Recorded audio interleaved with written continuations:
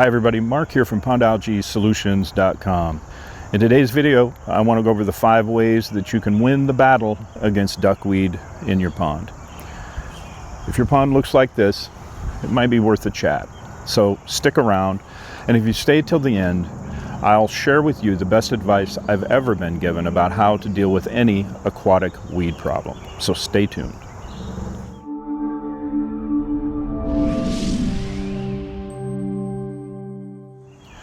All right, so let's get right into it. 5 ways that you can win the battle against duckweed in your pond. Let's start with number 1, and these are in order of preference, my preferences. I guess others may disagree with them in various ways, but I think this is the best way to tackle the problem. So, number 1, start with physical removal. Now, I know this is not an enjoyable topic. I know it's not fun nor easy, but I want to make a case for why this is a great place to start. First, if you can physically remove the plant from the pond, the biomass that makes this up, whether you kill it with a herbicide at some point or the season ends, the summer ends, you get into cooler fall weather, this plant will die off on its own.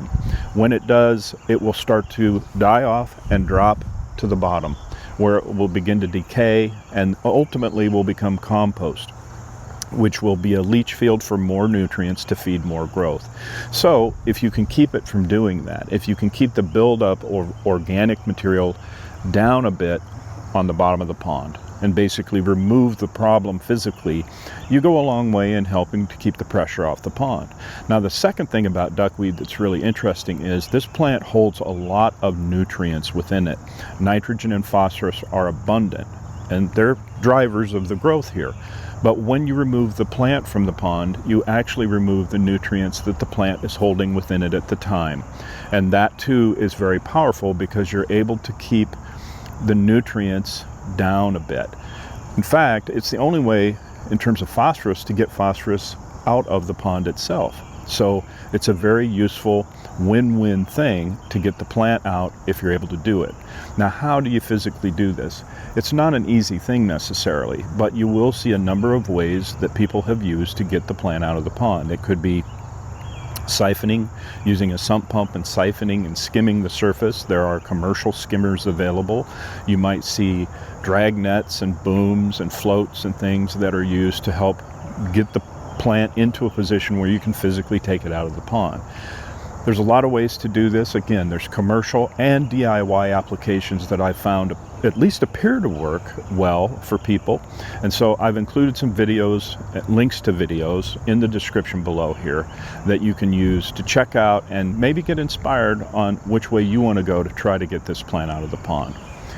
Number 2, let's talk about aeration. I know I talk about it a lot, but aeration is such a fundamental tool to raise oxygen levels in the pond. And when you do that, a lot of good things can happen.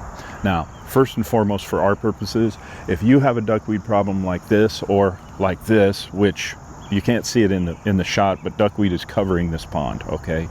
The wind is blowing it around today, so it's not so bad right now behind me. But if you have a really bad duckweed problem, aeration alone is not going to change anything. You're not going to put it in and all of a sudden see the pond clear up. Not going to happen, guaranteed. But aeration sets the stage. It sets a foundation in place for higher oxygen within the pond. As oxygen comes up, naturally occurring bacteria, which are in this pond right now, usually will start to do better. And if they can be optimized, if the environment that they live in can be optimized for supporting their work, they can start to work on reducing nutrients in the water column, basically cross-competing against plants like duckweed and algae for these nutrients that are fueling the growth. So when you aerate, oxygen is very supportive of these microbes. And in subsequent seasons, you could see less of a bloom for sure. And that, I think, is realistic, but aeration is the key to getting the whole thing started. And I'll go in more detail in the next step of why aeration is going to support other things that we're working on. So, number 3, let's move on to nutrient mitigation. We would use beneficial bacteria for nutrient mitigation. And in terms of a pond environment, we're looking to use it in 2 places. And again, aeration supports all of this. These are aerobic bacteria that we're using and that are found in these ponds naturally. So, nutrient mitigation. These plants are driven by a lot of phosphorus and nitrogen that are free in the water to be absorbed by the plants. When we add, and often we will have to add, some supplemental beneficial bacteria to the pond to help the naturally occurring bacteria to just boost those numbers up, they start to take in phosphorus and nitrogen for their building and their growth, just like plants do. As they sequester those nutrients out of the water column, the duckweed can't utilize it. That's one way. The second thing that we might do is we might use a muck digesting bacteria. Again, aeration supports this work at the bottom of the pond. But the bacteria and their whole purpose in life, where they get their energy, is from the digestion of decaying organic material. In the process, though, they start to clean up the bottom. And this is useful because if there's good oxygen low in the pond, then the iron in the sediment and even in muck will oxidize. And when it becomes oxidized, it starts to bind to free phosphorus in the water column. Again, sequestering that iron, or sequestering that phosphorus, so that the duckweed cannot use it. And this is really beneficial. You're withholding these nutrients, basically locking them up in various places using beneficial microbes and aeration, so that duckweed simply doesn't have the fuel or the support to take off and bloom well. So that's really useful.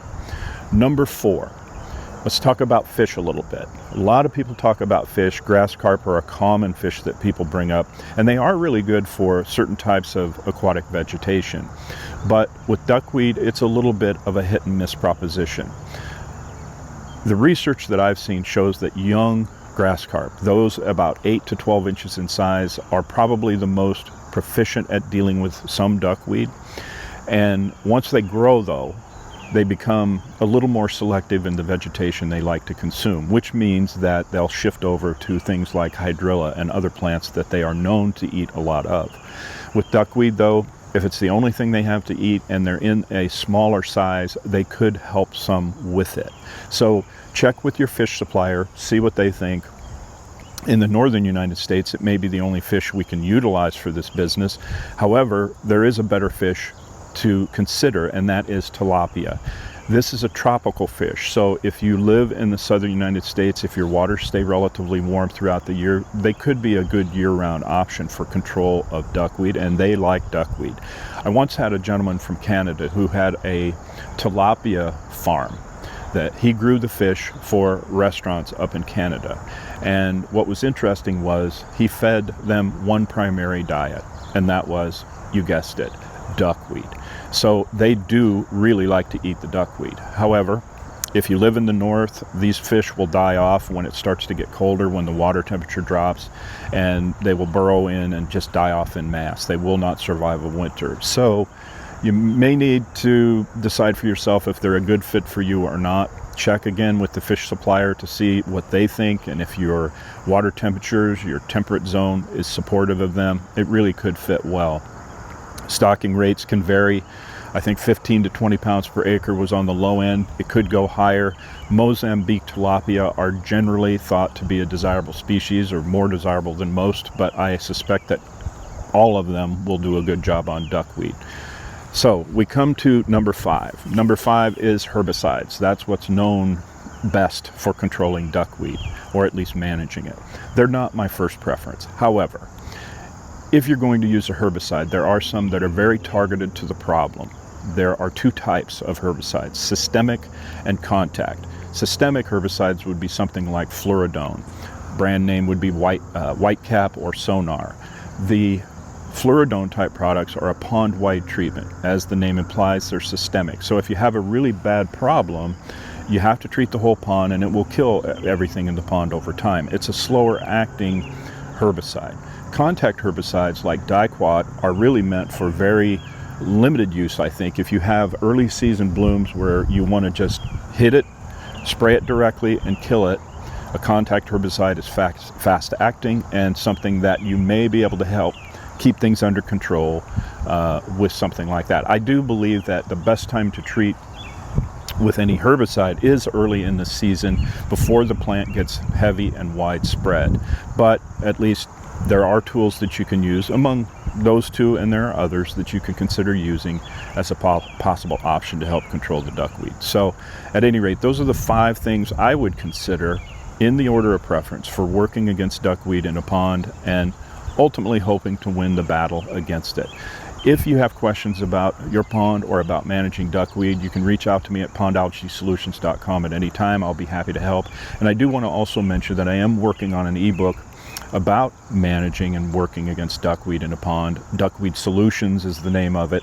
If you'd like to see an excerpt of that, and if you'd like to get sort of a cheat sheet condensed version of what I've talked about here today in this video, go over to klmponds.com/duckweed and you can download that excerpt at any time. I think you'll find it useful, and you'll also stay on a list to be notified when the ebook is finished and ready to be available to the public. So at any rate, again, thanks for joining me. I hope you have a great day. Hey, Mark here again. Sorry, I forgot to fulfill my promise. I told you at the beginning of this video that I would let you know or pass along the best advice that I ever have gotten about how to deal with any aquatic weed problem. So that advice is this. There is a website called Aquaplant. It's from Texas A&M University. It's an aquatic plant database that is really thorough, and it helps you identify the plants that you have in the pond first and foremost. That's really important because how you treat a particular plant may vary. So you basically identify the plant, and then at the bottom of the page there will be a link to management options, and then you can decide what's going to be best. They rate herbicides from good, better, best. They tell you other methods like, do grass carp eat this plant?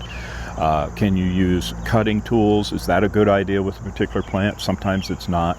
And so it's an excellent thing to keep on hand, bookmarked or in a file or a Rolodex if you still use one, but keep it handy, because this is information that is free to use. They don't push products. It's definitely a great resource whenever you're trying to deal with a problem plant in your pond. So I hope that information helps. I'm done for the day. I hope you have a good day wherever you are, and we'll talk to you soon.